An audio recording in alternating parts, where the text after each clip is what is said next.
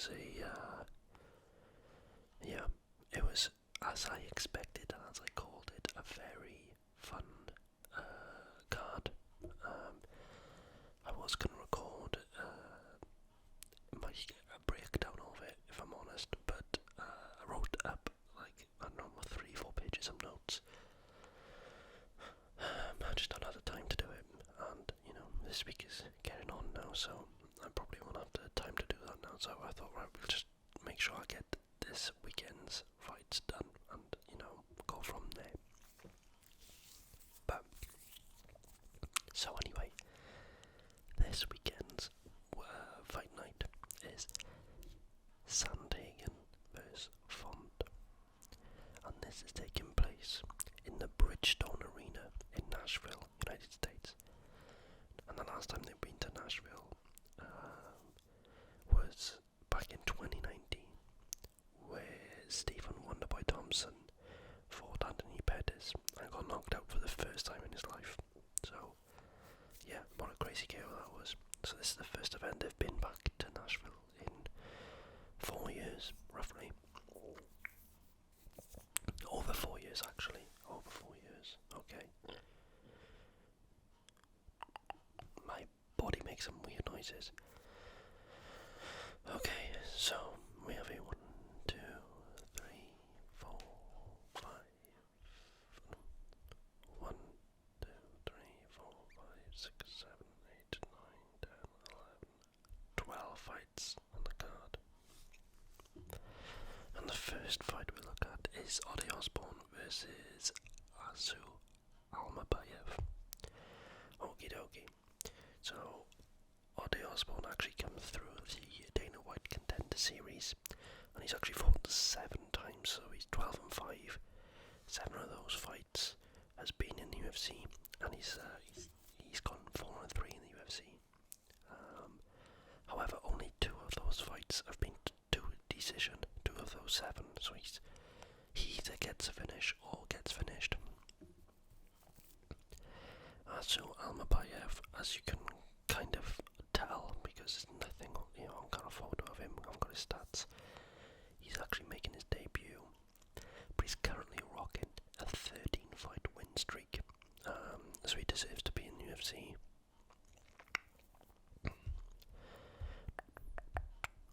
Ode Osbourne is a decent fighter, but like I said, he's gone 4-3. Azu Almabayev hasn't lost in over 13 fights. For that reason, I'm going to pick Azu Almabayev to get the win. So moving on from the first fight, we got Cody Durden versus Jake Hadley.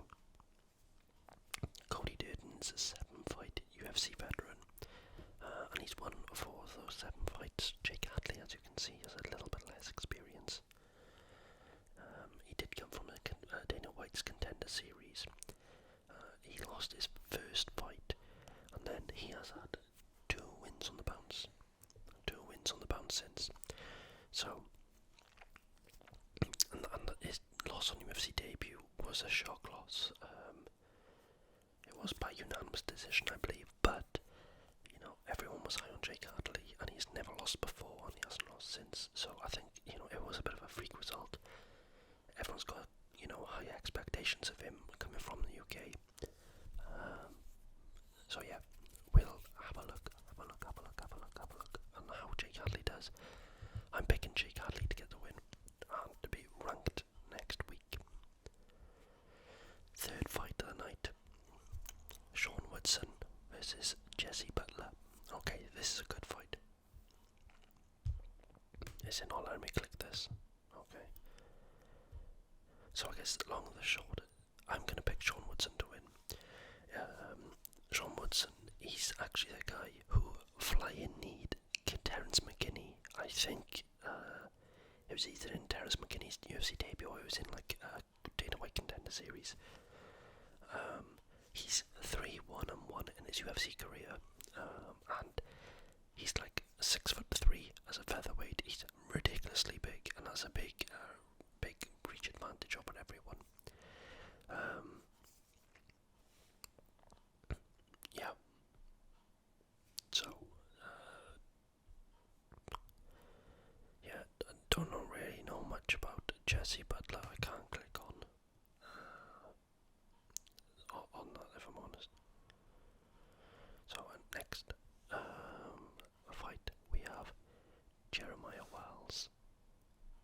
versus Carlston Harris.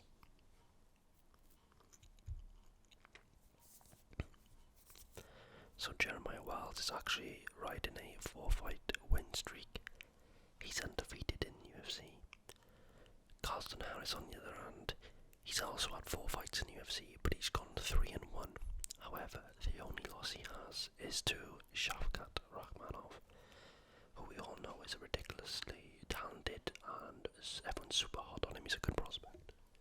So, there's no shame in losing to Shavkat. Let's have a look. So, Jeremiah Wells is 12-2. Carlston Harris is 18-5. Yeah, Jeremiah Wells is known to KO. KO people score. As you can see, he's a big guy. He uses that power and explosiveness. He also likes to get a sub. He doesn't like to go to decision very often whatsoever. And yeah, same for Carlston Harris. Most of his fights end. Most of the fights he's won has ended with a finish. So I'm sure we can expect someone to get a finish in this fight too. I'm picking Jeremiah Wells for this one. Next we have Kyler Phillips versus Raoni Barcelos. Okay, so can I click on this one? Yes, I can. So Kyler Phillips is an exciting fighter. I believe he still does, but I knew that he was training in the same gym camp as Sugar Sean O'Malley. Kyler Phillips, he's 4-1 in UFC. He's had a win over Song Yadong, who was ranked fighter now, and recently lost to Corey Sandhagen, I believe. But Kyler Phillips was actually supposed to fight Jack Shaw, who Jack Shaw lives like 10 minutes from where I live. I've been to see him live before he was in the UFC a few times. So I was looking forward to that fight, and he was also supposed to fight Umar Nurmagomedov, who was also supposed to headline this card. But in typical Umar Nurmagomedov's fashion, he's pulled out. He's more injured than Khabib. So hopefully he gets better soon and we can see him fight, because he's a real exciting guy. But I just want to see him versus like these other up and comers like Kyler Phillips and Jack Shaw and etc. And not just get like Corey Sandhagen because of his name. But yeah, Barcelos on the other hand is in 9 fights in UFC. He's 6-3. His last fight, actually, he lost to Umar Nurmagomedov in the first round by KO. So, yeah, we'll have a little look now on how Kyler Phillips does against Raoni Barcelos, just to see how, gauge the difference. But I am going to pick Kyler Phillips for this fight. Yeah, Kyler Phillips, he's so good. He's good with the finish. He's so slick with the grappling. Very good on the grappling. Yeah, his takedown accuracy is nearly 70%, and he averages, a takedown around. So, yeah. But I'm picking Kyler Phillips for this one. We then have Billy Quarantillo versus Damon Jackson. Okie dokie. So Billy Q then. Billy Q is 17-5, whereas Damon Jackson is 22-5-1. Billy Q is 5-3 in the UFC. He's another exciting fighter. His last fight, he fought Edson Barboza, and that's why he lost in the first round via a knee. But Billy Q is another one of those guys whose finish will be finished. So this for sure is going to be an exciting fight. Damon Jackson is also 5-3 in the UFC, but he also has 1 draw and 1 no contest. And his last fight, Damon Jackson's last fight, he lost to Dan Ige via KO in second round. So both these guys have lost their last matchup against, a high-ranked opponent, a more experienced opponent. So, both looking to get back on track. I know a lot of people was high on Damon Jackson, but I think Billy Q can get this done. I'm a Billy Q fan. So yeah, I'm gonna go Billy Quarantillo on this one. And that was your prelims. And then we can move on to the main card. So the main card kicks us off with, I'm going to butcher this guy's name, Ignacio Bahamondes. And he's fighting Ludovic Klein. So Bahamondes is a minus 200 favourite. He's on a 3-fight win streak, and he's probably most known for his spinning wheel kick KO on his first win in the UFC. Yeah, that went viral. That was ridiculous. It was in like the dying seconds of the fight. Ludwig Klein, on the other hand, he's a 3-2, and his last win actually came against Welshman Mason Jones again. Mason Jones is from like 10 minutes from where I live, like 5 minutes from where I live actually. And actually shout out Mason Jones, because he's now fighting back in Cage Warriors. He decided not to take another UFC deal. He wanted to improve. He's gone back to the regional scene, and he fought in Cage Warriors last weekend in Rome, and he won his fight by first round stoppage, first round KO. So congrats to Mason Jones. You know, get better and come back in the UFC and show him what you're made of. But Ludwig Klein beat Mason Jones in his last fight, or last win, sorry. But Bahamondes, a lot of people are high on this kid. He's exciting. Again, another guy. He's 6'3" in the lightweight division. Is very tall. You know, see Ludwig Klein's only 5'7". You know, he has a high KO percentage. Both have similar average fight times, significant strikes. See, he lands nearly 8 significant strikes per minute, but he likes to absorb them as well. So this is going to be a good fight. I gotta be honest, I do feel that the UFC in the last few weeks, maybe apart from the Holly Holm card, but the past few weeks and the coming weeks, they are doing really good with the matchups, all exciting. You just look forward to nearly every fight. So, yeah, he has a 95% takedown defense as well, which is really good. I'm gonna go Bahamondes with this fight. And then we have a light heavyweight bout between Tanner Boser and Alexa Camur. Okay, so Tanner Boser then is a 9-fight UFC veteran. He's actually currently on a 2-fight loss streak. Alexa Camur is also on a 2-fight loss streak. You can see the difference. One is really, I'm guessing he's young, but really inexperienced, and the other has plenty of experience. Maybe have been in the cage too long.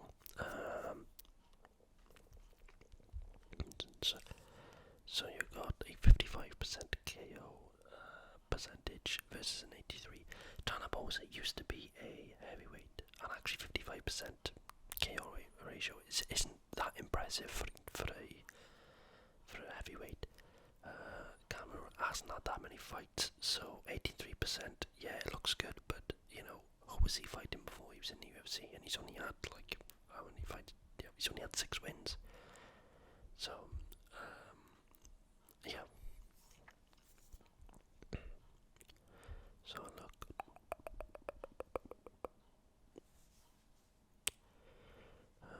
Camur lands more per minute, but he does absorb more per minute as well. So look at the grappling aspects. Yeah, both don't really like to grapple either. I'm gonna go for Alexa Camur on this one. I think he might just, but they both coming off a lot, 2 losses, so they both, you know, I got a feeling they both are fighting to stay in the UFC with this fight.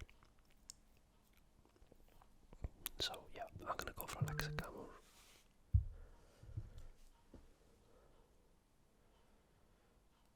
Sorry, man.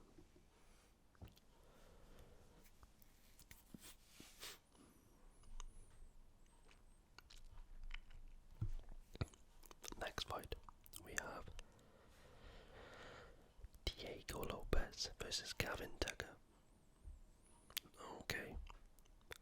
So Diego Lopez have only had 1 fight in the UFC, and that was a short notice bout against Evloev, which he lost, but he was expected to get absolutely, pasted in that fight, and he didn't, and he nearly finished Evloev, and Dana White even come out and said he was going to give the guy a bonus for losing, because he put up that much of a fight, and he lasted all 3 rounds, and it was like really short notice. I think it was like 4 or 5 days, so, and it was exciting, he was such an exciting, he likes to stand up, but on the ground is his speciality, so, and I'm pretty sure he's Brazilian, but I'm pretty sure he's the jiu-jitsu trainer for the current women's champion, Alexa Grasso. I'm sure he's part of her coaching team, and he's taken on Gavin Tucker, who's actually 4-2 in UFC, and another guy whose last fight he lost to Sandhagen in the first round. So Gavin Tucker is a bit more of a veteran, but not in terms of maybe a veteran in terms of better opponents. But Diego Lopez has been in a lot of fights, and his last fight he did look so good. I actually thought he was going to beat Evloev.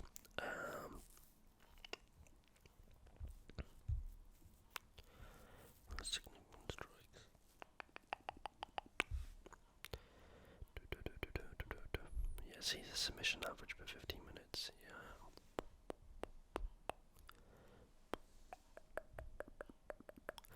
Yeah, why not? Let's go for Diego Lopez. I'm going to go for Diego Lopez. And what we'll do is every week we do these.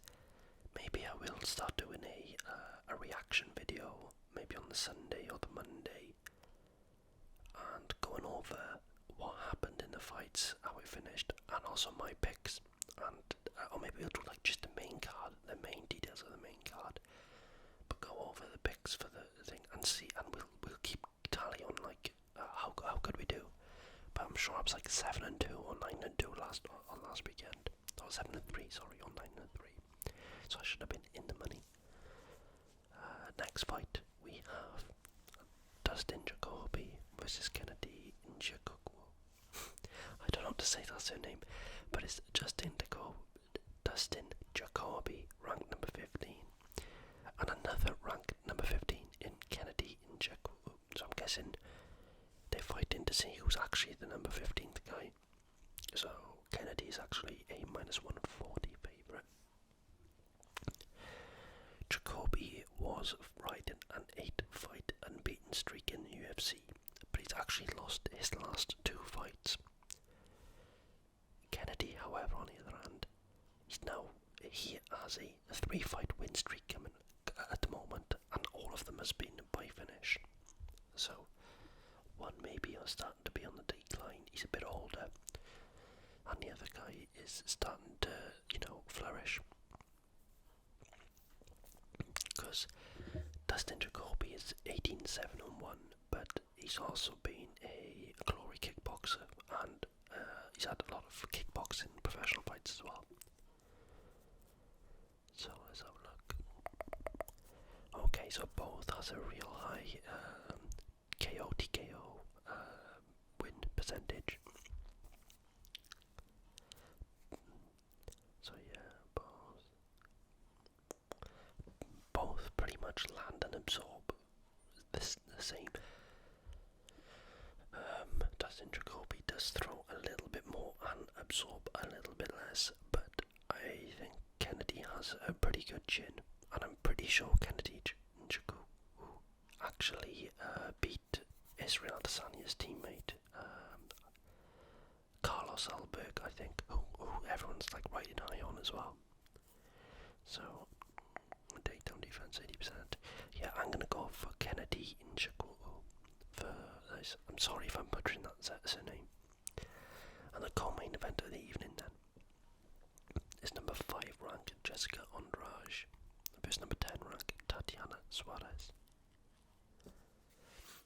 So Jessica Andrade then, everyone knows her. She's a future Hall of Famer. However, she is coming off 2 losses in a row against Erin Blanchfield and Yan Xiaonan. Tatiana Suarez, on the other hand, has never lost, so she's 10-0, as you can see. She did win the last fight, but that fight was her first fight in 3.5 years. She had like a 3.5 year layoff. So I'm pretty sure it wasn't against anyone that particularly good. But she just needed to come back, and now she's getting thrown in it with a Hall of Famer, ex-world champion in Jessica Andrade, regardless of losing twice. So this is the stats that's gonna make or break Tatiana Suarez. If she can manage the grappling well and not get caught by Jessica Andrade, Tatiana Suarez should win this. But Jessica Andrade has bombs in her fist. She touches you and you can go down pretty easy. She hits like a truck. However, I know for so many years everyone kept saying Tatiana Suarez, Tatiana Suarez, Tatiana Suarez. That she's a future champion. She's the woman Khabib. That's what they kept saying.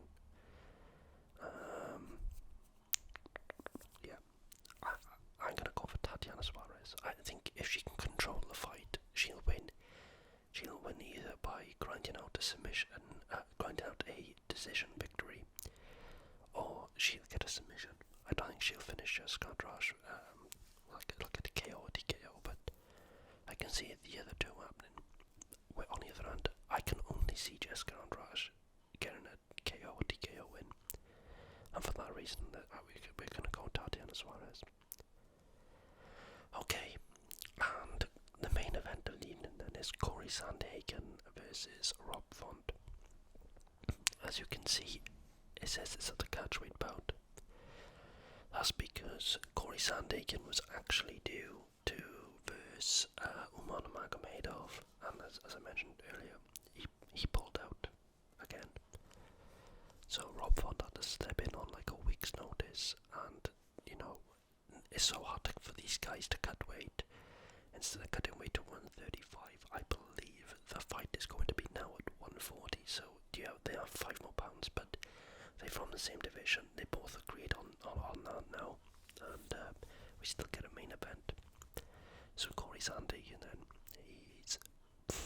he's a very good guy, very very very very good fighter.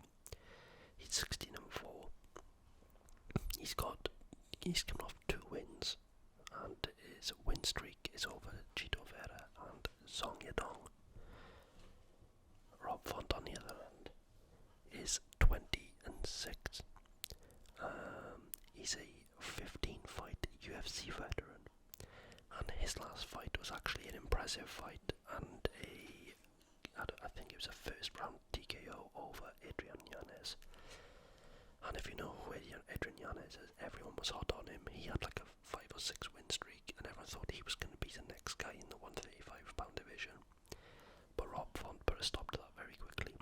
Rob Font has got real slick boxing. He reminds me of like a... He's from Puerto Rico, but he reminds me of like a Boston boxer, like a Boston or like a Philly boxer, like that kind of like underground Eddie Alvarez style boxing. Very technical but very phone booth boxing. Corey Sandhagen, on the other hand, he's good everywhere, but he reminds me more of a kickboxing or Muay Thai specialist that's very good at wrestling and grappling too. This is a good fight. A very, very, very, very good fight. Okay, both has really similar stats. So look at the significant strikes. Yeah, again, both. So Rob Font does land a little bit more per minute, but absorbs. He doesn't really absorb anymore, does he? So Rob Font, again, like I said with the boxing, he does like to be up close and throws punches in bunches. The boxing combinations. Whereas Corey Sandhagen is a bit more methodical and chooses his shots wisely.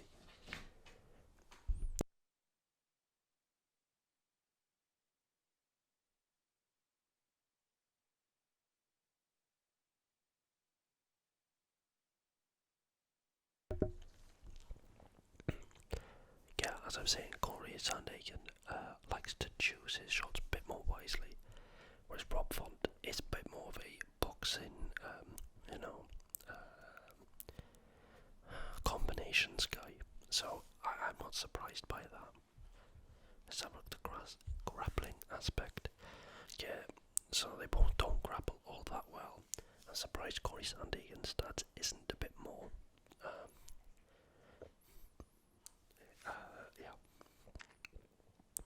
Yeah, he did use his grappling really well against Chito Vera, but yeah, I think because he knew the danger that Chito Vera possesses on the feet, because he's a bit more of just a power guy.